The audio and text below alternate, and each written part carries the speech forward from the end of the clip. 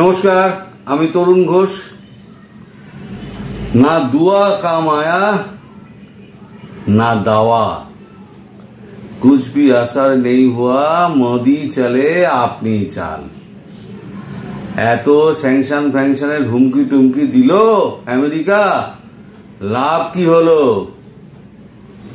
মোদি তো সবকিছু উড়িয়ে দিয়ে তিনি চললেন জেলেনস্কির সঙ্গে দেখা করতে ইউক্রেনে। ডেট এখনো ঠিক হয়নি, তবে পরের মাসের ফার্স্ট উইকে আমার মনে হয় তিনি ইউক্রেনে গিয়ে পৌঁছাবেন। খবর যেটা বেরিয়েছে সেটা আগে পড়ে নিয়ে, রাশিয়ার পরে মোদি এবার ইউক্রেন সফরে যুদ্ধ বন্ধের দিশা খুঁজতে বৈঠক করবেন জেলেনস্কির সঙ্গে। একাধিক কূটনৈতিক সূত্র জানিয়েছে, পূর্ব ইউরোপীয় দেশটিতে শান্তি আনার জন্য নতুন করে বিশ্বব্যাপী প্রচেষ্টার মধ্যে ভারত ও ইউক্রেন আগামী মাসে কিয়েভে প্রধানমন্ত্রী নরেন্দ্র মোদীর সফরের সম্ভাবনা দেখছে। 14 জুন জেলেনস্কির সাথে বৈঠকে মোদী ইউক্রেনের রাষ্ট্রপতিকে জানিয়েছিলেন যে ভারত রাশিয়া ইউক্রেনের সংঘাতে শান্তিপূর্ণ সমাধানকে সমর্থন করার জন্য তার উপায়ে সবকিছু করতে থাকবে এবং শান্তির পথ সংলাপের মাধ্যমে এবং কূটনীতি। উনি তো রাশিয়া গেছিলেন, আমাদের ভ্লাদিমির পুতিনের সঙ্গে কথাবার্তা হয়েছে। কথাবার্তা হওয়ার পর ভ্লাদিমির পুতিন তো নিশ্চয়ই কিছু বলেছেন। সেই পুতিনের সেই বার্তাটা উনি নিয়ে এবার যাচ্ছেন কোথায় না ইউক্রেনে। পুতিন যেটা বলেছেন, ইউক্রেন যদি আমেরিকার নেতৃত্বাধীন সামরিক জোট ন্যাটোতে যোগ দেওয়ার চেষ্টা থেকে সরে আসে তবে মস্কো যুদ্ধবিরতি কার্যকর করতে পারে বলে বার্তা দিয়েছেন রুশ প্রেসিডেন্ট ভ্লাদিমির পুতিন। এই পরিস্থিতিতে মোদির সফরে রুশ ইউক্রেন রক্তক্ষয়ী সংঘাত বন্ধ হওয়ার আশা দেখছেন কূটনীতি বিশেষজ্ঞের একাংশ। মন্ত্রকের একটি সূত্র জানাচ্ছে, সংঘাতে ইতি টানতে ভারতের তরফে প্রয়োজনীয় প্রয়াস নেওয়া হবে বলে ইউক্রেনের প্রেসিডেন্টকে জানিয়েছেন মোদি।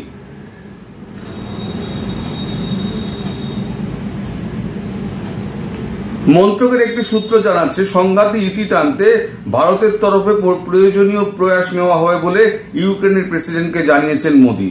গত জুন মাসে G7 সম্মেলনে যোগ দিতে ইটালিতে গিয়ে জেলেনস্কির সঙ্গে পার্শ্ব বৈঠক করেছিলেন তিনি। তার আগে জাপানেও দুজনের একান্তে আলোচনা হয়েছিল। একাধিকবার ফোনে দুজনের মধ্যে কথাও হয়েছে। কথা তো হচ্ছেই, পুতিনের সঙ্গেও কথা হচ্ছে, জেলেনস্কির সঙ্গেও কথা হচ্ছে। তবে একটা ডেট ফিক্স করে মোদি যাবেন ওখানে। এখন প্রশ্ন হলো যে এবার আমেরিকা কি করবে? এমন জুতো তো ইদানিংকালে আমেরিকা খায়নি। এখন এই আমেরিকা এই যে হুমকিটা দিয়ে তার কোনো ফল হলো না। এতে কি হলো? আমেরিকার কঙ্কালসার দম্ভ সেটা দুনিয়ার কাছে পরিষ্কার হয়ে গেল যে এই আমেরিকা সেই আমেরিকা নেই। দুনিয়া অনেক বদলে গেছে। এবার একটা জিনিস হতে পারে, মান বাঁচানোর জন্য আমেরিকা বলতে পারে যে মোদি ব্যালেন্স করছেন। যেহেতু উনি রাশিয়া গিয়েছিলেন তাই উনি জেলেনস্কির সঙ্গে দেখা করতে ইউক্রেনে গিয়েছেন। এটা হচ্ছে ট্রাপিজের ব্যালেন্সিং খেলা, এটাতে কিছু বলা যায় না। কিন্তু রাশিয়া গিয়েছে তাতেই তো তোমরা তো স্যাংশনের হুমকি দিয়েছ যে যুদ্ধ বন্ধ যদি হয়ে যায় তাহলে পরে তোমাদের অস্ত্র বিক্রির খেলা তো শেষ হয়ে যাবে। তাই তো স্যাংশনের হুমকি দিয়েছিলে। তাহলে এবার ওই স্যাংশনের হুমকি তো কাজে আসবে না। এখন পরীক্ষায় পাশ করবে কিনা সেটা একবার তো কিন্তু পরীক্ষার্থীই বলতে পারে। আমেরিকাও তেমনি জানে যে তার মুখটা পুড়েছে কি পড়েনি। সব তো হলো, এবার স্যাংশনের কি হবে?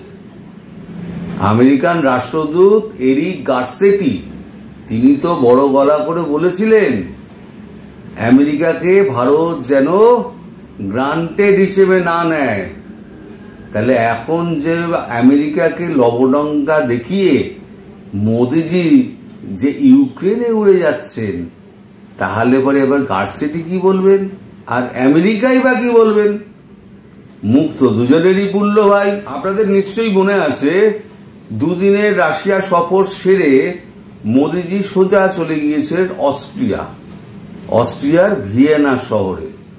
ভিয়েনা কিন্তু রাজনৈতিক ইতিহাসে কিন্তু কূটনৈতিক ইতিহাসে বারবার এই নামটা ফিরে এসছে ভিয়েনা। এই ভিয়েনার ইতিহাসটা একটু জানা দরকার।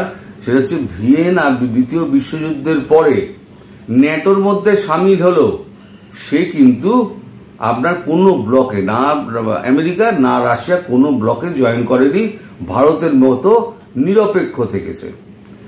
তাই এবার মোদিজি ওখানে গিয়ে উনি তো আপ্যায়ন পেয়েছেন।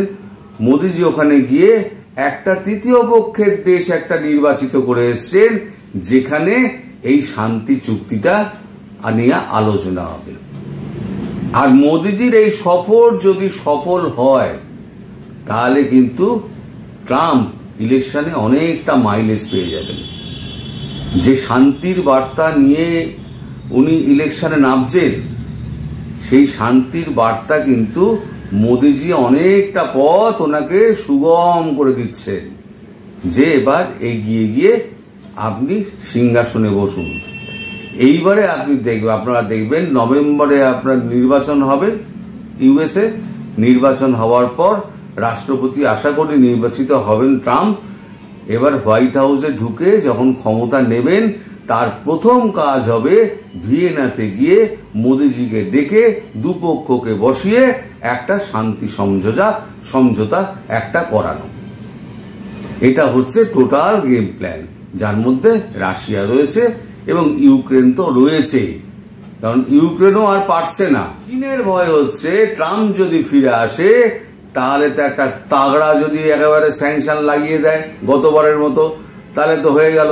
সেই সঙ্গে ইরানও রয়েছে, ইরানকেও যদি তাগড়া স্যাংশন লাগিয়ে দেন তারপরে তো ইরানও গেল। একটা যুদ্ধ শেষ, আর একটা যুদ্ধ যাতে স্তীমিত হয় তার জন্য ইরানের ওপরে সম্ভবত আবার স্যাংশনটা চাপতে বসেছে। যে স্যাংশনটা ট্রাম্প চাপিয়েছিলেন, বাইডেন সেটাকে তুলে দিয়েছেন। বাইডেন তো এইটাই করেছেন না, সারা বিশ্বটাকে সব নড়বড়ে করে দিয়েছেন। তাহলে কি হবে? ইরানের ওপরে যদি এখন স্যাংশনটা চাপে, তাহলে পরে ইরানের থেকে কেউ তেল কিনতে পারবে না, ইরান কোথাও ব্যবসা করতে পারবে না। ইরান যেমন $4 বিলিয়ন নেমে গেছিল, আবার ওই $4 বিলিয়ন ইরান 1 বছর 2 বছরের মধ্যে নেমে যাবে। এরা যদি কোনো অর্থ সাহায্য, সামরিক সাহায্য, রসদ সাহায্য না পায়, হিজবুল্লাহ বলুন, হামাস বলুন আর আইএস বলুন, কেউই টিকতে পারবে না। সবই পয়সার উপরে চলে, এর সব পয়সাটাই দেয় হচ্ছে ইরান। বলে সাপের মাথাটা কেটে দাও। এই হচ্ছে প্ল্যান। বিশ্বজুড়ে যে সন্ত্রাসবাদ চলছে তার মূল হচ্ছে কি ইরানকে আঘাত করো, যুদ্ধটাকে একটা কাভারের মধ্যে নিয়ে আসা। এই যে যুদ্ধটা ছড়িয়ে ছিটিয়ে রয়েছে, এখান থেকে আক্রমণ করছে, ও ওখান থেকে আক্রমণ করছে, একটা কাভার অবস্থায় ইসরায়েল নিয়ে আসতে পারবে, তাহলে ইসরায়েল বাকি সমস্যাগুলো নিজেরাই মিটিয়ে নেবে। আচ্ছা, এভাবে ল্যাংটার নেই বাটপারের ভয় বলে একটা কথা আছে না, আমাদের এখানেও সেই আছে, ল্যাংটার নেই বাটপারের ভয়। এদিকে আবার একটা নতুন বায়নাক্কা তুলেছে আমাদের জেলেনস্কি। রাশিয়ার সঙ্গে আলোচনায় যে শর্ত দিল ইউক্রেন দিচ্ছে শর্ত, তা আবার কাকে? রাশিয়াকে।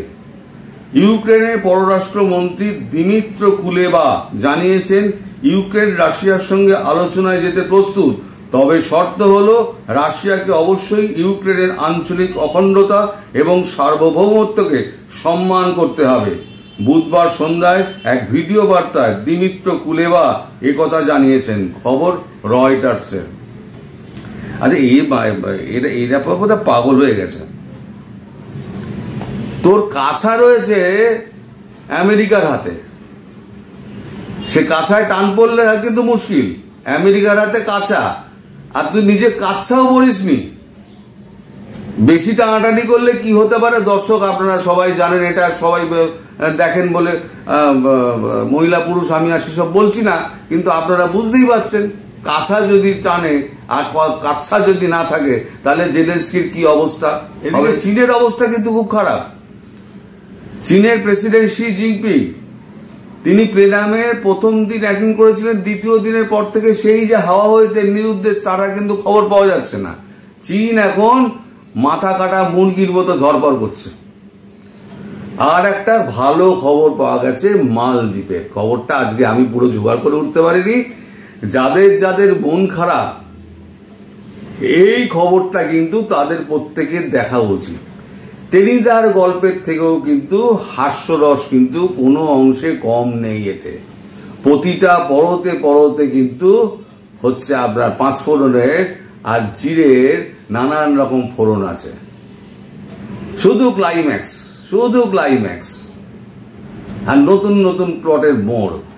এই খবরটা আমি কালকে করব, আপনাদের দেব। আজকে এখানেই শেষ করছি। সবাই ভালো থাকবেন, সুস্থ থাকবেন এবং সাবধানে থাকবেন। নমস্কার।